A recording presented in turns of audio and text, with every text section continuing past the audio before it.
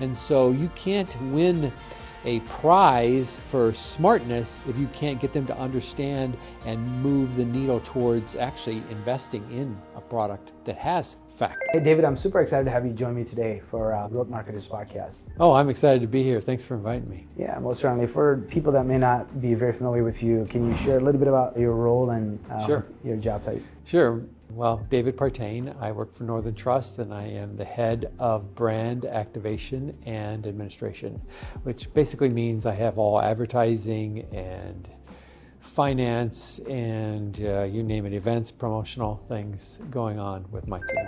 How long have you been in the marketing space? Oh, wow. Do I really want to tell you that? I guess you could get the hint from my gray hair, but about 30 years. And I took a short break to be in sales for about 4 years, but really realized that I liked marketing better than sales. But it made me a better marketer. By being in sales for a time, it definitely made me a better marketer. And I've told any young marketer, go either observe sales, just travel with the salespeople, see what they have to go through, because you'll then know the marketing process, the sales process, and the buying process. And that's what marketing is trying to get people to buy. That's a great advice, because a lot of times I think marketing people don't have very good appreciation for the sales I function. hated them. Yeah. They are always asking for stuff. They always wanted it now. And it was always the most recent person they had talked to. So it always felt like, oh, they just talked to this person and it's not that urgent. Well, sometimes that's true, but sometimes it's not. Sometimes they've heard it from 5, 10 people in the field, which as a marketer, I'm rarely in the field. I do travel some, but they are way in the field more than me. And so it's a big deal when they come to you, and having that consistent interaction with sales is so key. And that's one of the first things I did when I came to my role was every month now I have a sales lunch where we do lunch and learn from each other. And it really helps our communication and our connection. Yeah, and especially from a sales and marketing alignment too, you kind of have to be in one team as opposed to being like a segregated. Otherwise, they resent you too, because of, wait, what are you trying to take my clients? No, we don't want your clients. We just want to track. We just want to track where they are in the cycle. Most certainly. So obviously you've been in the marketing space for quite some time. Have you always been marketing financial products, or what sort of other marketing or functions have you played? It's been financial products, and it's really been mostly on the B2B side, rather than. But I did spend a stint in B2C, but mostly B2B. Understood. So obviously financial products are not as easy to promote and market like any other services. So what are some innate challenges of promoting financial products? So financial products are money at its core is such a individualized thing. And I'll never forget this story. My wife and I were in an investment club, and this was early 90s. And we were in it with like 12 other couples, friends of ours from college, and we all got together, and we gradually put not that like $250 every quarter into a fund. Well, over time, we actually did some good things, and it grew to $100,000. Okay, well, none of us thought, oh, there's 13, divide 100,000 by 13. We all saw $100,000. And all of a sudden, when we used to get together and have a glass of wine and laugh and talk about investing, oh no, these became PowerPoint presentations. They were very serious events. And so I think for everyone, it's whatever that number is for you. And so I always think as a marketer, okay, I've got to be aware of what somebody's number is. And it's different for everybody. The other piece that most financial firms miss is that they want to be known for how smart they are. And so they'll do a study on, say, factors of investing. Well, you got to explain to the average investor or the average advisor what a factor is and how it may benefit them. And so you can't win a prize for smartness if you can't get them to understand and move the needle towards actually investing in a product that has factors. I mean, that principle is true in any business. Absolutely. Because I think a lot of times jargons are what marketers Yeah. tend to use a lot, and that's just, like you said, it's not probably sometimes intentionally trying to Right. be smart, but it's just them trying to do a better job of explaining a concept, and it's probably way over people's head, and they can't comprehend that concept. That is exactly right. And one of the reasons I work with oftentimes vendors not from our industry is so that they can catch this. And I know working with your team, they said, well, can you explain this to me, this concept? Because I took it for granted. And even as long as I've been, even though I know all this, I took it for granted. And to have vendors who, yes, I may have to teach them some things, but they're going to teach me too about what is actually something that they need to understand before they'll move the needle. Mm-hmm. So obviously you've probably seen a lot of change in the market, especially from marketing and sales and how it evolved. So what are some changes you've observed over the years in terms of how people are marketing financial products? Well, I'm going to really date myself here. When I first got in the business, marketing was like advertising in the Wall Street Journal. And you paid a bunch of money to have an ad in the Wall Street Journal. And then there was fax marketing. And then finally, you had websites and email marketing. I mean, I've seen the gamut, and I love marketing today. Number one, I know I'm not a perfect person. I will never be perfect. In fact, I try not to make any mistakes, but I know we're going to make a mistake. And I tell my team, look, we're not doing heart surgery here. We can fix it. The beauty of today's marketing is almost anything except a print ad. Print ads still have that. If we miss a period or we miss a comma, we can fix it really easy. Obviously, you don't want to be sloppy, and I'm not suggesting that, but that change in being able to quickly adjust your marketing, and then the other change of knowing exactly who you need to talk to and where they are in the marketing cycle, it's totally different than it used to be. I mean, I bought a couple of books that talked about, and it broke the advertising down in the decades. So 40s, 50s, 60s, 70s, 80s, 90s. And I bought the book so I could just see how it has changed. And this is a recent purchase that I did because I have just watched this evolve. And the beauty of being able to utilize a content marketing system or an email marketing system and score people and know where they are, I mean, that's unbelievable. And I shop on the web. I know what they know about me. And so to hit them with the right message at the right time is something that was not available to me until really the last 10, 15 years. I think even though the mediums have changed, like you said, probably, buying ads on newspaper to fax and whether you do emails or everything else, at the end of the day, you're still trying to communicate with human beings, right? Absolutely. So how in terms of from a marketing perspective, what do you see has kind of been the constant at the end of the day? Marketers still have to kind of follow these best practices and principles. Yeah, that's a good question because I also bought a book on copywriting throughout the years, and I think good copy is some of the hardest work there is in marketing. Being able to write good copy that moves people. And what I tell my team is always be thinking about how this sounds to the individual buyer. Don't put yourself in the shoes that's trying to sell to them. Put your shoes in, like, you get this email, would you read it? And so that is a key concept that I stress all the time. Like this page on the website, would you read it? Is it too long? Is it too short? Does it have jargon? I mean, that's a constant thing that I am always telling my team to be mindful of. Yeah, I think it's just studying human psychology and behavioral science and things like that, because what actually motivates someone to take an action, and it all at the end of the day is words on a page or words in a... Well, we're overloaded with choice. I mean, come on, how many ranch salad dressings do we really need? But there are a ton of them, or ketchups, or hot sauces. For Christmas, my son got me 6 hot sauces that I'd never heard of before. And there's tons of them out there. And my brother-in-law is a great barbecue. He loves good meat, and he'll smoke the meat, and it's amazing how many different sauces. So we are inundated with choice. And I think I read the other day, to get somebody to even start looking at you, it takes 13 impressions.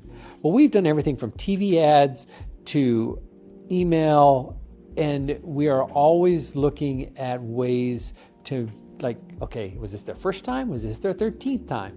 And so you have to really be strategic about that funnel and driving them down as best you can. But still, we are inundated with choice here in the US. And what you just shared is that obviously it's been only getting difficult to reach people just because of the amount of information being thrown at them, right? And the number of mediums that they're able to consume information on.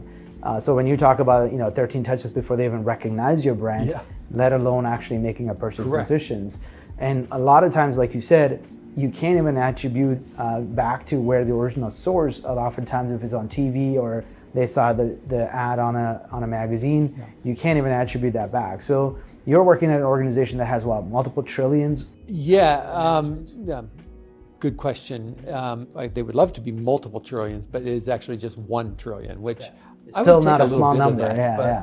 So having $1 trillion asset under management, and they're doing so many different things to reach the end customer. So they're trying to market to financial advisors and institutional investors, so many different people.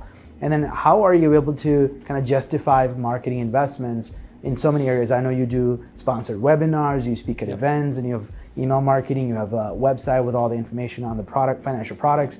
So how are some of these efforts you're able to justify whether or not if it's actually working? So we have had a couple of really interesting campaigns that have brought this to life. What's interesting is, so we've always assumed during summer that advisors go on vacation. And we're finding that that's less and less true overall. I mean, they do go on vacation, obviously they do go on vacation, but now it's just like they don't cut off. So used to, like, June through August, don't advertise to advisors. They don't want, they're not in the office. Well, that's actually not true anymore. And what we've seen is, let's take TV, where we really don't know who's watching. I mean, there are some digital solutions to that, but generally, CNBC, you're advertising there. And you do a 15-second commercial. Doesn't seem like much, but it does just push the brand out. And you can get enough of those that you can build up your 13. And what we've seen is when we don't run, our drop off in just going to the website it's dropped by 2/3. 66% less in August last year because we just didn't run any ads, and they just fell off. We still did search, we still did email, we still did everything else, social, but TV got them there. And so what you have to have is that journey, and you have to make sure that journey takes them somewhere once you get them, because you don't want to waste the 13. You're not going to start all over again, but you got to get them there. And so one of the coolest things we did was our 30 exchange traded funds, ETFs, and we then brought in all the economic data. So think inflation data, Department of Labor, anything we could think of. And then we mapped each fund to the various data points from the economy. And we built and I'm not going to say AI because it was really powered by our logic, but what happens is when let's say the Labor Department releases the unemployment rate, this spreadsheet will kick out based on historical economic data, which funds we should go out on LinkedIn and promote. And so we'll, twice a day, depending on that day's economic data, we'll come out with a social post just on those 2 funds. And our LinkedIn has gone through the roof, and it's because it's timely. You know, people hear, oh, the unemployment report, then they read it there, oh, Northern Trust. And so it really is timely in that regard. And so being timely has proven to be a very good thing for us. Then the project that we're working on now is around, okay, taking that same concept and you take the flows into mutual funds and exchange traded funds, and let's say you go back to even start 1990. Take all those flows and then you take the economic data and you say, okay, and then you take market data and then using AI say, okay, based on all this, where we are today, what funds will be, based on history, would be prevalent and would be wise for us to advertise. And we're still working out the kinks on that, but I think it could be really interesting. And we'll know in 6 months to 12 months, based on pages on our website, where they go, what funds they go to see if it worked. That's the easiest way, but I'm pretty excited about it. Yeah, but obviously in your case, it's actually a transaction that you may not even have direct access to. Correct. Because they can go to somewhere like a Robinhood, an individual could buy that asset, or it could be an institution buy it in bulk, in massive volume. So you can't even pinpoint if that transaction was happening, but you're looking at the metrics on the website as an indicator of, hey, when we stopped advertising on TV, we just saw a big drop in our website visitor, people that are coming to consume information about our products. So that should also somehow affect our overall volume in the market as well. Yeah, if you take our 30 exchange traded funds, when I first got into the role as Chief Marketing Officer for our FlexShares exchange traded funds, I would talk to the sales team and they wanted me to send them all the leads from anything we could. And I was like, you don't want them all. You won't hit them all. In fact, at the time, our Salesforce lead function was actually broken. It was full of just junk, thousands of names, and they just hadn't gotten to them. I said, what you want is somebody who is ready to buy, who's ready to talk to you, not ready to buy even, ready to talk to you. And so we started working with OneIMS to develop a lead score within HubSpot that would put them when they're ready to buy. And so that was really a huge moment for my sales team to go, oh, marketing can actually help me know and when to talk to somebody, because they were just dialing. And oftentimes, I go to thousands of websites. Doesn't mean I'm ready to buy when I show up at your website, but at some point I am. And so having a lead scoring process has helped make that a whole lot easier for us. Yeah.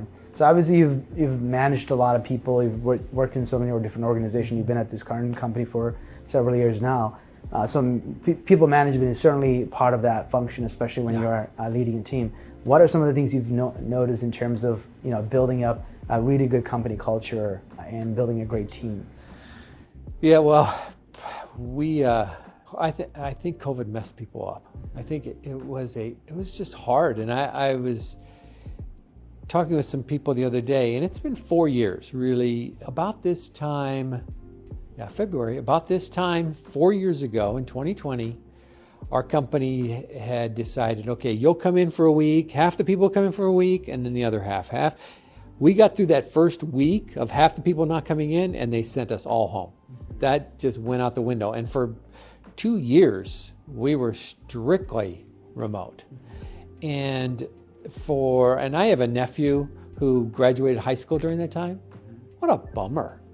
It was such a bummer. And that ceremony of graduation, of prom, all that they didn't participate. Well, if you think of the younger employees that we're having to hire now, they may not have done that. They may have been in college at that time, whatever, but they missed a lot of that office ritual, that how to get mentoring, how to take constructive criticism. It was like we were all, in some regards, got pampered for several years, and now it's hard to get people back. Not only back in the office, a lot of companies like ours, it is 3 days mandatory in the office, but we hired actually people in Florida and Tennessee. They're not coming to the office, and so people here in Chicago see that and go, how come they don't? Should I have moved? Should I have moved away? I wouldn't have to come to the office. And they're kind of right. So developing that culture. And so I started off on Mondays with a team meeting. And we use Teams, And at first, I would go in the office and we would get some around the table and then everybody else would be up on the screen. It was like, it's just not as effective. You're either, I want them all here, or I want us all on Teams. It's just a better experience for not just me as the manager, but everybody. And so we have basically decided, okay, I'm going to come in Tuesday, Wednesday, Thursday, and on Mondays we're still going to have our team meeting, but it's going to be a Teams meeting. So it's in Chicago. I went in for the first time 2 weeks ago on a Friday. Not only is it dead in my office, it's dead in Chicago. Yeah. It's wild to me. And so COVID really messed with people's minds. And I think it's going to take a few years to get back. It wasn't like we did this for a couple months. We did this for years. And so building back culture, and as a manager, I've just had to take a step back and go, okay, how do I need to manage differently? And I just need to be available when people are, and I have to set the example. So when I go on vacation, I really shut my phone off. I'm like, I've told my team, we don't do heart surgery here. So, if you really need me, then text me and say, read your email, but otherwise I'm not on. Now, the beauty of our industry, especially for banks, is they have what's called a 5-day.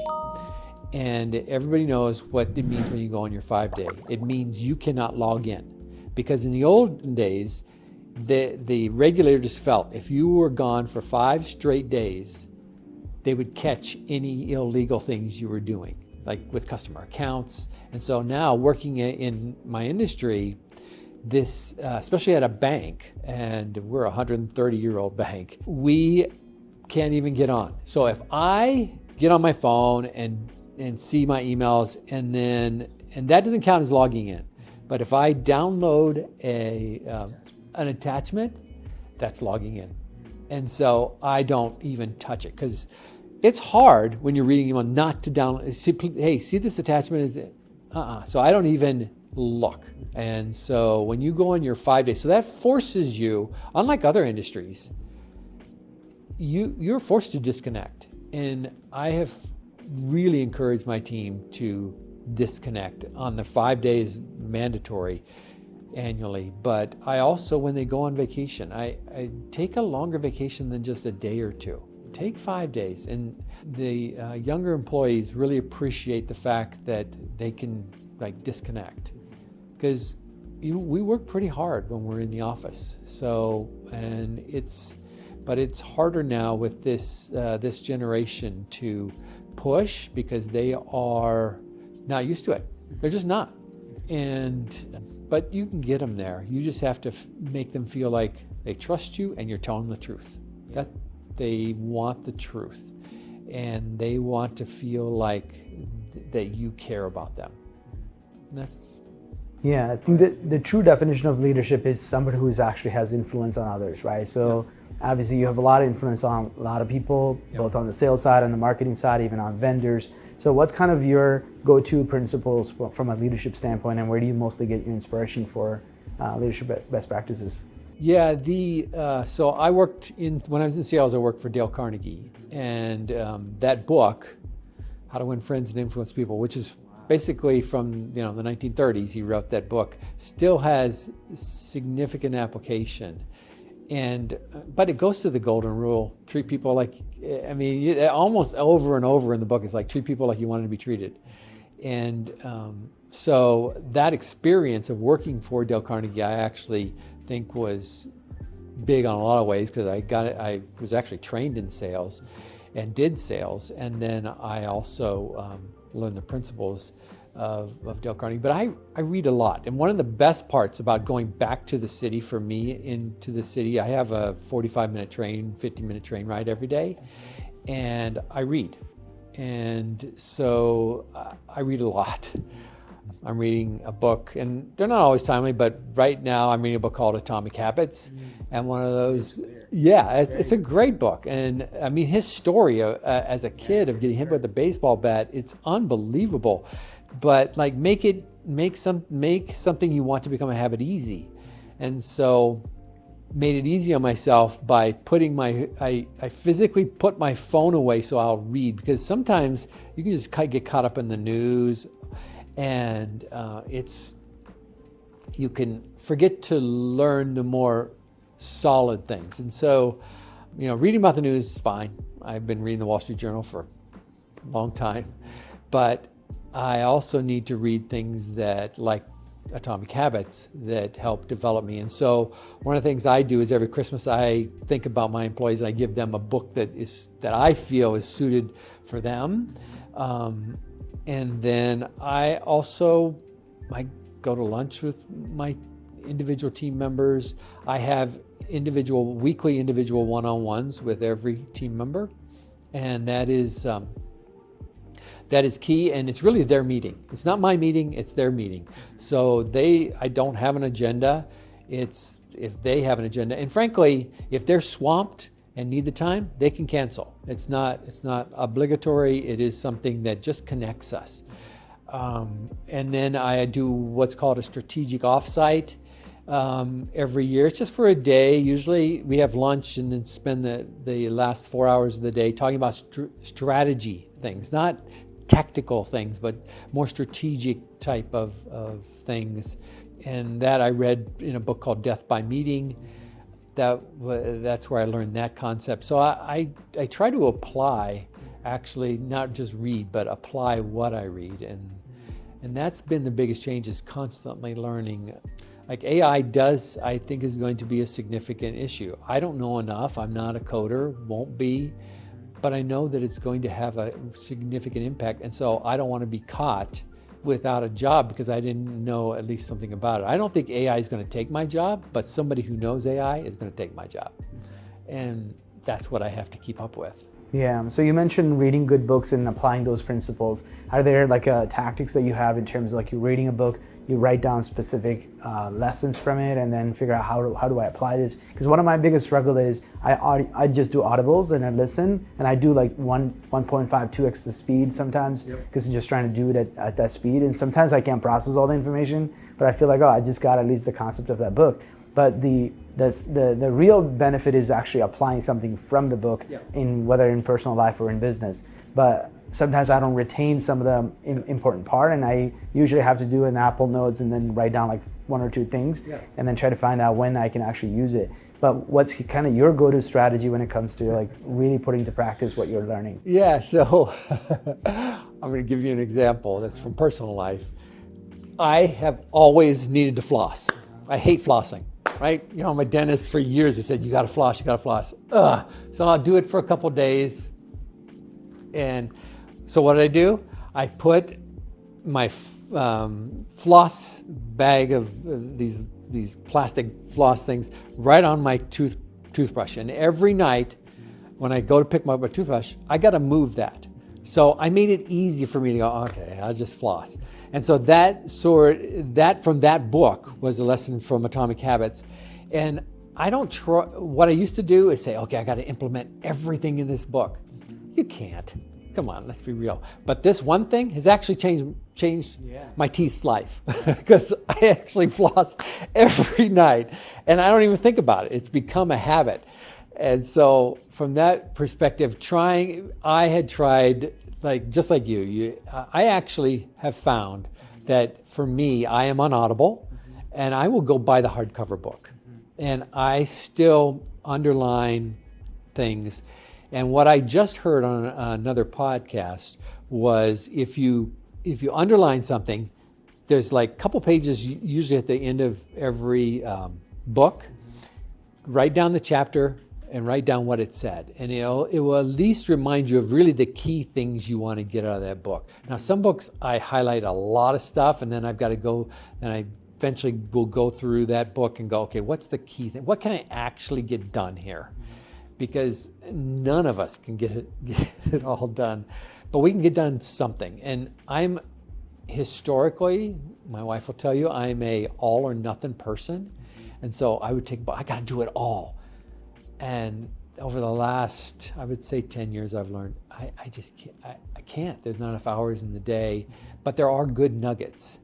And so what I try to do is also share a book with whether it's my sons or and we'll even have a little book club. So on Thursday nights,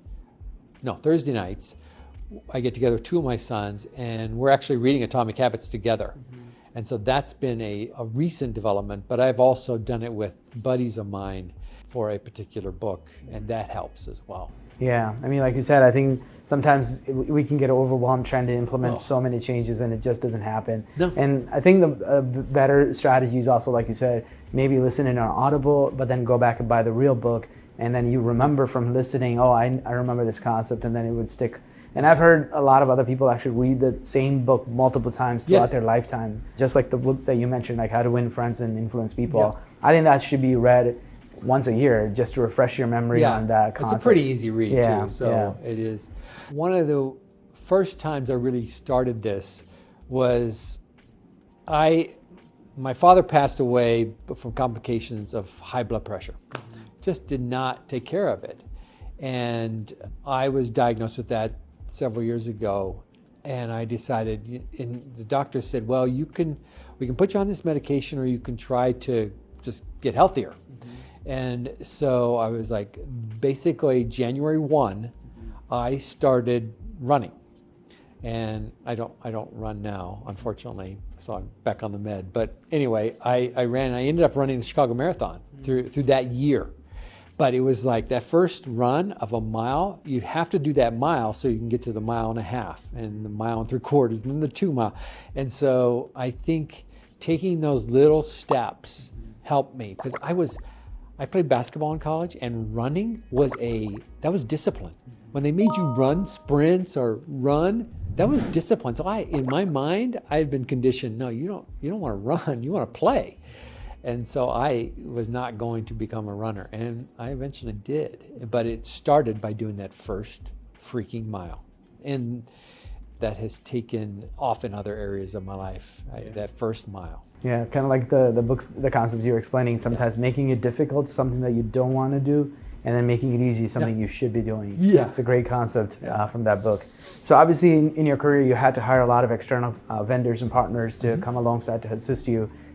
What's kind of your thought process when you're trying to bring on a marketing agency to hire to help you implement or execute some campaigns? Yeah, oftentimes it's the fact that you know the old saying, you'll never get fired for hiring IBM.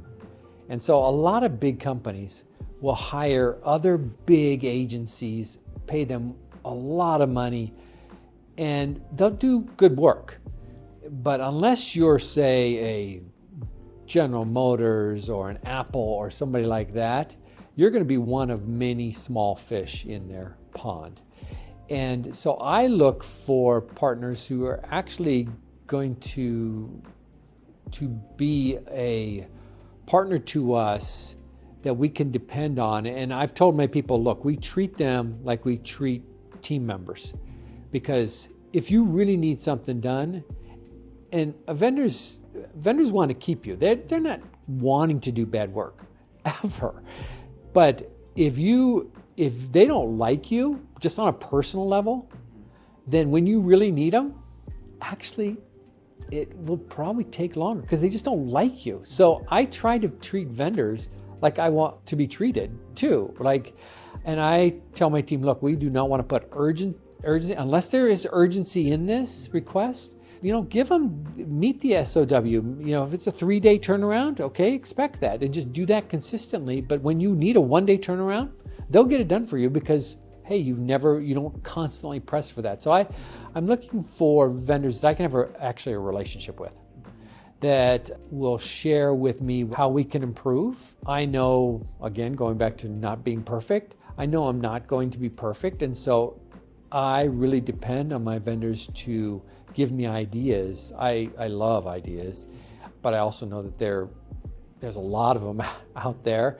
But oftentimes a vendor will bring you an idea that has worked in some other capacity. And so if that's the case, it won't be the same, and it's never a competitive situation. It's more, hey, this worked in this industry.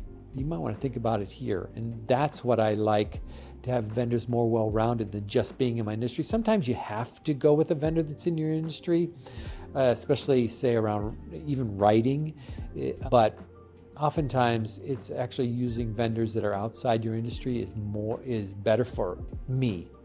And they get exposure, and now they're giving their clients exposure to the financial service industry. I get exposure, say, from the automotive industry. You know, selling is based on people, and it's obviously, as we talked, it was money, but versus cars, say, but it's still marketing at the end of the day. At the end of the day, you're trying to business to a human being, not business to another business. Exactly right. So obviously there's got to be some criteria you choose. Like you said, maybe not a humongous company because of the fact that you're just a smaller budget a fish, right? Yeah. Whereas if you do find a company that's where you kind of be the large customer, that treatment level is going to be better. What other criteria do you look for, and in terms of making sure that these people can actually deliver on the promises?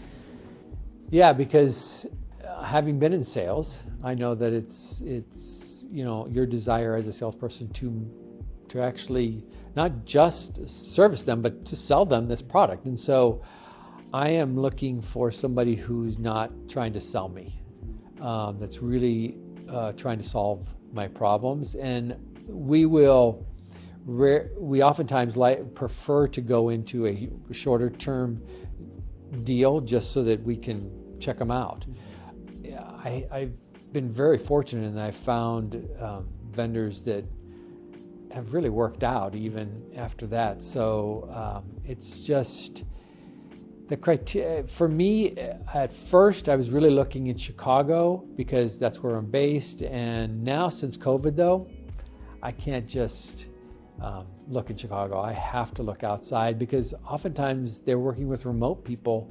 Even if the agency is based in Chicago, they could have remote people in Los Angeles. So that's not my criteria anymore.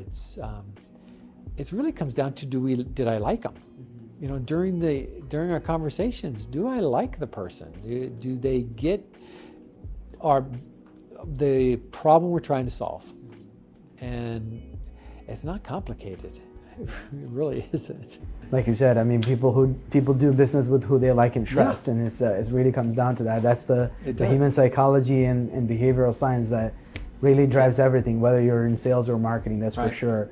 So obviously, with your job function, managing people, managing vendor relationships, presenting at conferences, there's a lot of responsibility on your plate. You mentioned that the 5-day check, kind of the checkout on 5 days and the taking time off. But there's got to be some other productivity hacks that you have to kind of stay abreast with the changes in the industry, and sometimes doing research to go buy new technology. There's so many things that goes on in your role. So how do you kind of prioritize and get things done? Is there any sort of productivity hacks that you personally have? So that's a really good question. What I've tended to do, especially when our company has 14,000 employees, so and a significant chunk of them are in Chicago. So I will go to lunch with a younger employee, and they're looking at it more as a mentorship session, and that's fine. But I'm also asking questions too, like, what do you think of this? Where are you on this topic? And I've taken on other projects, like instead of giving the business ownership of our website to someone on my team, we co-owned it together, and I stayed on those daily stand-ups for a year and a half and I basically learned Adobe Experience Manager, and we were shifting from one platform to Adobe, and I learned it. But had I just been getting reports from somebody on my team, I would not have learned it. And so I am constantly taking on new assignments to learn. And I don't want to sound like I don't give it to one of my employees, don't delegate. It was something I needed to learn, and I actually asked her, do you mind if we do this together? Now, I'm her manager. What's she going to say? Of course she's going to say yes. But I wanted her to know that I was concerned, and I just was very transparent of why I was doing it. It's not to follow up on you. It's totally for me to learn this technology. Yeah, I actually read a lot of research too by various people from Forrester to Gartner constantly. It's a constant thing, and so that actually implementing some of those. Some of those are actually from a just implementation are better for me than say a book, because they're say a 10-page research report that I can implement right away. But it's really keeping up with what's going on and applying it, and that's the hardest part. And so I tend to, I mean, you can imagine everything that's flying in all the time.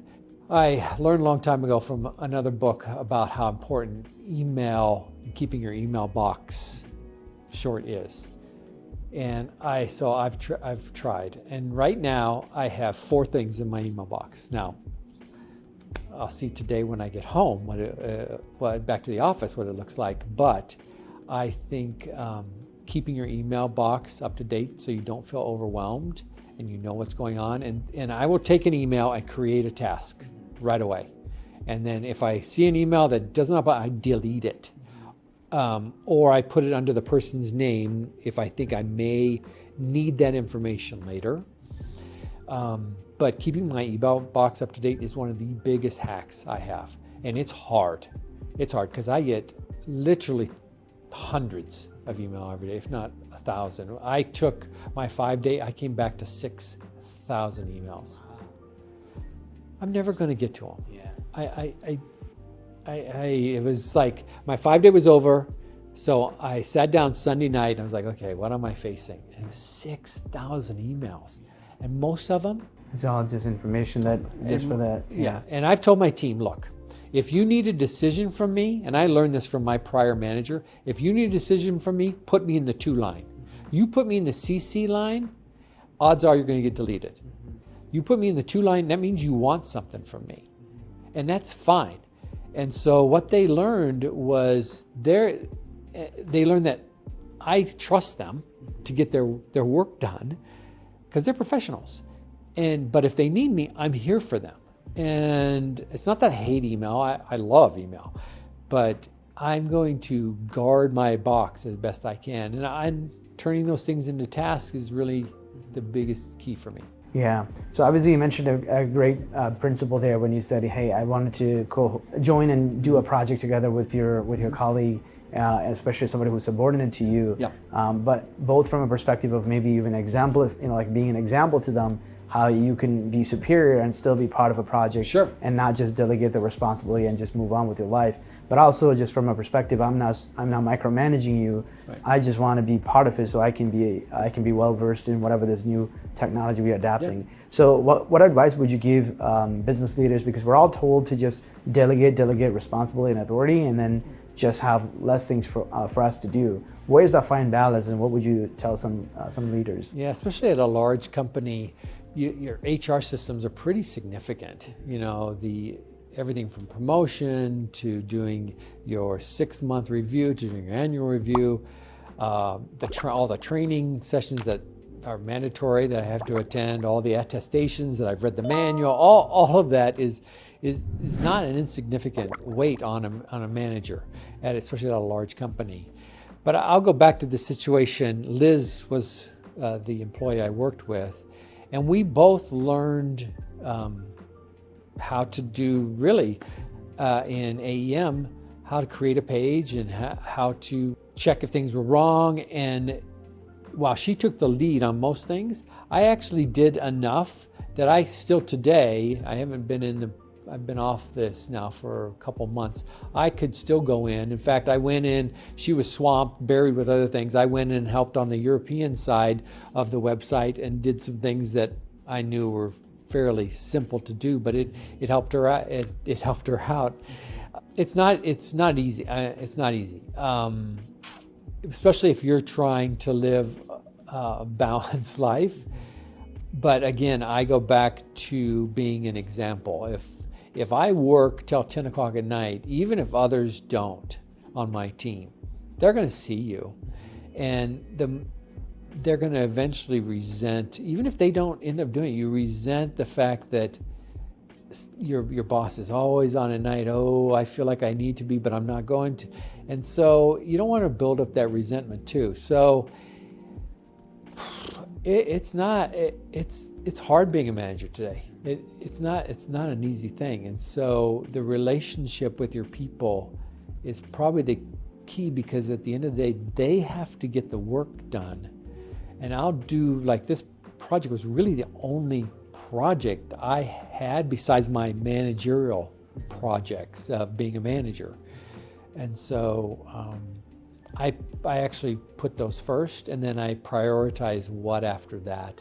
And for me, it was the website this year, over a course of a year and a half. Yeah, obviously that does make sense, and kind of similar to what you were saying earlier too. Like if you're engaging with the vendor relationship, all you bring is rush and urgency and do this. Nothing ever is urgent because everything is urgent. Oh, right.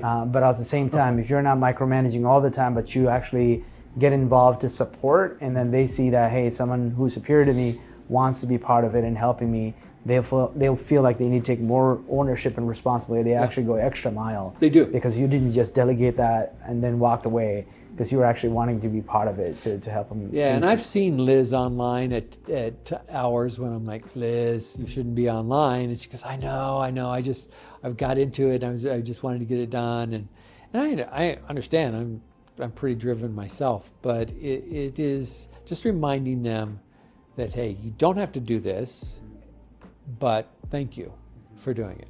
Yeah. And having that gratitude for that. Most certainly. So what advice would you give someone who's younger in their career, trying to grow into leadership roles?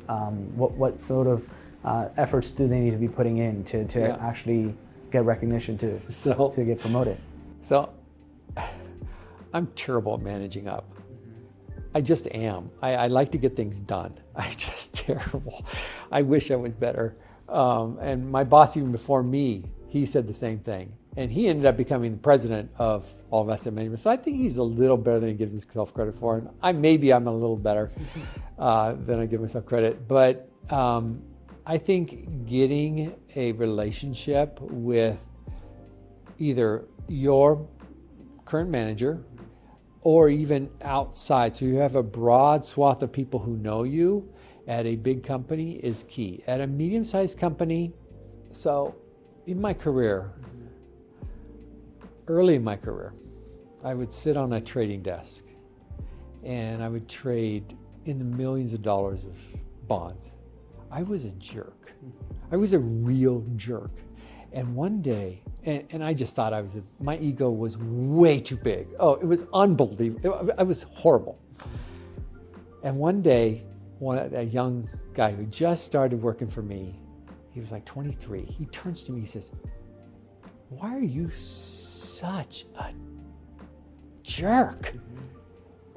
And it was part of my total growth as a person, because I was a jerk. I mean, my at the time, my wife and I were going through struggles, and I just needed to